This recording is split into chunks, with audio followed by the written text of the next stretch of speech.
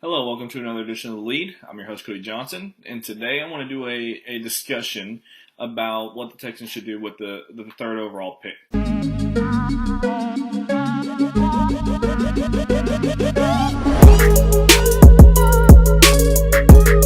And this, I'm going to give my opinion on the pick, and I want y'all to go down in the comment section and tell me who y'all think should be the pick, or if you think there should be a trade back. On that topic, I believe if there is a trade option, I'm completely fine with that. Moving back to get more picks is never a bad thing in my opinion. If I had my way, I'd probably prefer to stay at 3, make the pick, and then trade back from 13. But that's my preference. If we trade back from 3 again, I'm completely fine with it. This topic today, though, is going to be if you have to make the pick. There is no trade back option. What should the Texans do? Now, I want to preface this with saying I think there's 5 players you're looking at. There's 5 players you're looking at pick 3. I don't think Trayvon Walker's one of those. I don't think Ahmad Gardner's one of those. I'm not buying the hype on that for a top 5 pick. And that's a topic for another day. I don't see it. The 5 guys I think you're looking at Aiden Hutchinson, Kyle Hamilton, Kayvon Thibodeau, Evan Neal, and Ike Mekwonu. I think those are the only 5 guys really that are deserving of a top 3 pick. It depends who they go with. It depends on, obviously, Nick Casario's best player available board, in my opinion. Now, I want to touch on each of the 5 guys, and I'll start with, I'm going to lump these 2 guys together, Ike Mekwonu and Evan Neal. Now, for me personally, I have those 2 guys just a tick below the other 3 in the best player available conversation, I guess we can say. Just a tick below. They're still great players. I wouldn't be upset if they ended up being the pick. I don't think that's what I would do if I was in the situation. Again, good players. I'm not going to be mad about the pick. But for me, between the 2, I think Ike Mekwonu actually makes more sense than Evan Neal.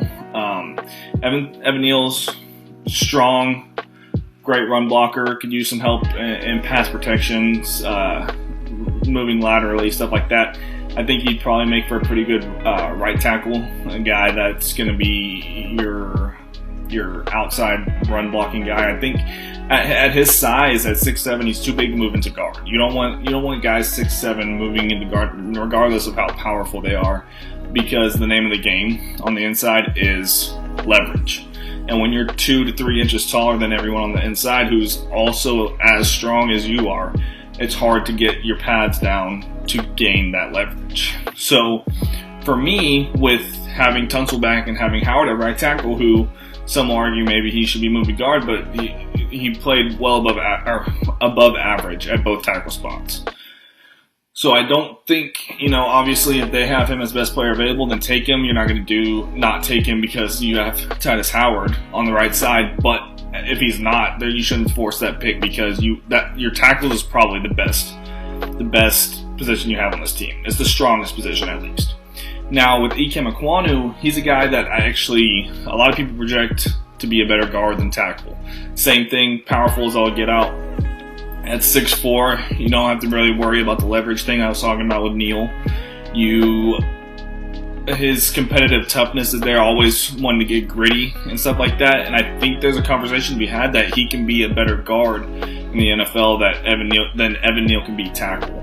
Now, that's a conversation that you'd have to have between yourself if you were looking at only those 2 prospects. But I think that's something now. Obviously, there's the topic of positional value. A guard's not as valuable as a tackle, all that jazz. But at the end of the day, if you have Ikem as your best player available, regardless if you want him to play guard, you take him. So for me, that's my thought process on those 2 guys. Again, just a tick below the other 3. But again, I wouldn't be mad at the pick. Now, to get into the other 3 guys, I want to touch quickly on Aiden Hutchinson. I'm not going to go too deep into him because I don't think he's going to be available. I think he's a guy that fits the Jacksonville and Detroit system better, and I think they'll jump all over it before we even have a chance to pick him. He's mentioned before that he prefers to rush from a stand-up position. They both run 3-4s with a jack outside linebacker. Fits him perfectly. If Jacksonville ends up going offensive tackle, then I think Detroit will they'll jump all over it to keep the kid in Michigan. So Good pass rusher, can convert speed to power pretty well, strong, has good bend, but again, I don't think we're gonna have a chance at him, so I'm not gonna really talk on him too much.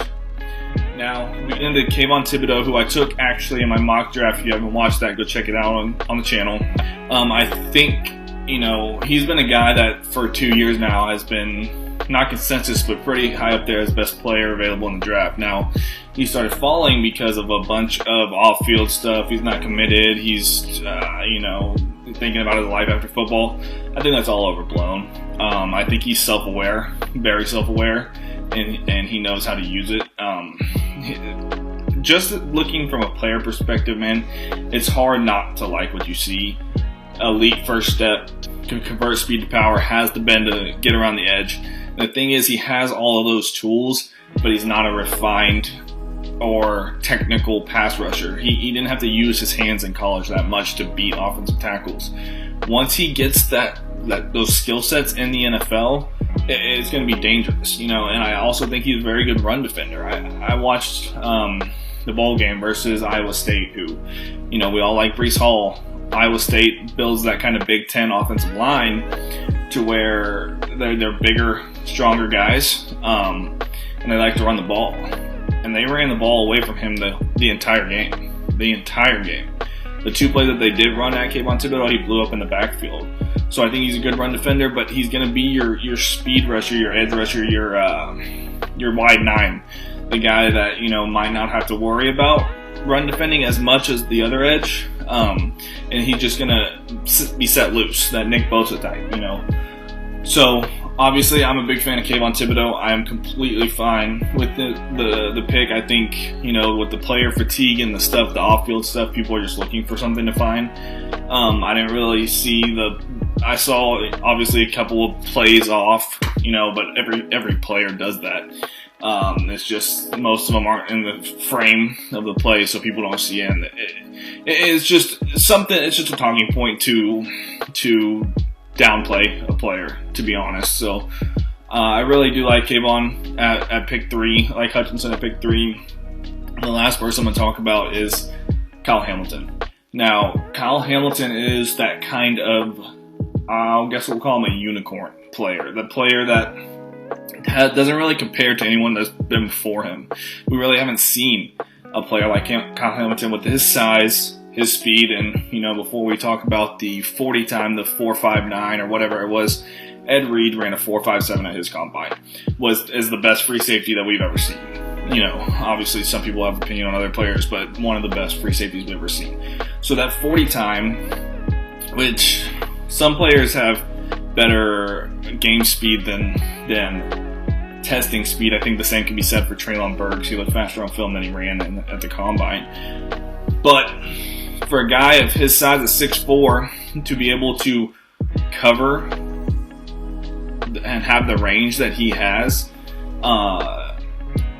it's not been seen before. Like, obviously, we've had guys in the past like Jamal Adams who pretty highly touted the 6th overall pick in whatever draft he came out of, right? But he didn't have the coverage skills, the ability to play single high coverage that Kyle Hamilton has, right? So the thing is with Hamilton is that he's also not just a free safety. Obviously, he can be the strong safety. He tackles well.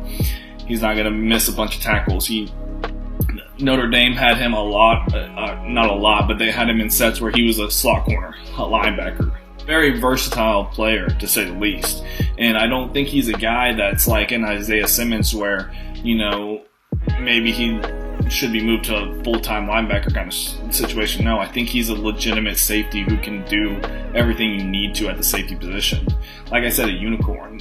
We haven't seen a guy that has that set of height, weight, skill set, range, all of that jazz, right?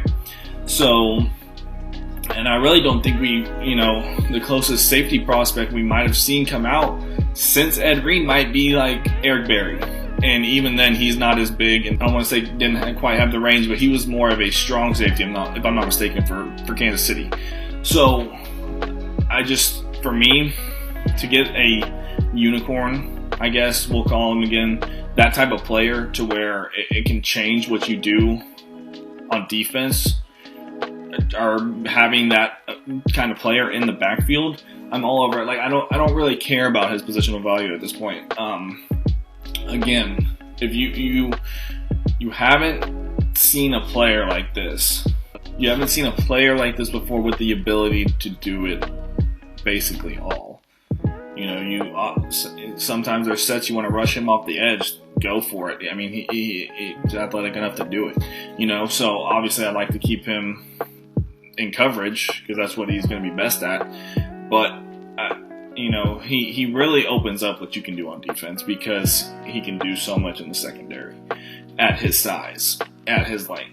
Can cover tight ends, can cover the slot, can cover deep, can cover single high, can, you know, maybe do an outside corner every now and then, right? So for me, you know, again, I don't care about his positional value. If he's the best player available on Casirio's board, take him and don't think twice about it. That can be said with any 5 of these players that we talked about today. I want to get y'all's thoughts. Who do y'all think we should draft with the 3rd overall pick? For me, obviously, if I think Hutchinson's gone at 1 or 2, and KT's gone at 2, then I'm taking Hamilton. Wouldn't be mad at the offensive line picks, but I would choose Hamilton personally. If you had the option between Hamilton and KT, I think that's where, for me, you have an argument of they're both arguably best player available. It's a 1A, 1B kind of situation. That is where you go with positional value. But if you have Hamilton as your first player, best player available, and KT's at 3, then go Hamilton. I have no problem with it.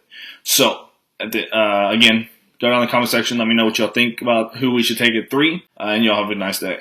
Don't forget to like and subscribe.